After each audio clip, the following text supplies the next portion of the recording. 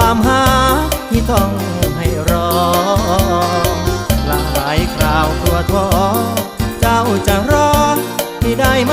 นางทุกอย่างบนเส้นทางคนจนวุ่นวายเธอทนได้ไหมถามหัวใจตัวเองไม่น้อยหากยิ้มจากปากเธอที่รักคำเดียวว่ารอ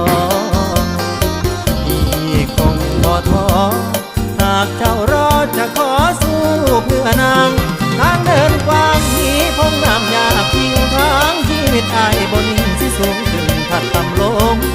ลายห้อยคงแต่พอบอนทางตันแรงใจฉันนั่นคือเธอสิฝ่าฟันดันดียุ่งมือที่หินกินตอมพร้อมสิไลขันแม่นเจ้ารับใดสิพูดให้คนก่อเจ้าบ่ท้อพี่ก็บ่ยอมถอยมีเธอคอยเคียงฝันเหนื่อยกับ1,520เสียงคำมิ่นว่าเฮาจน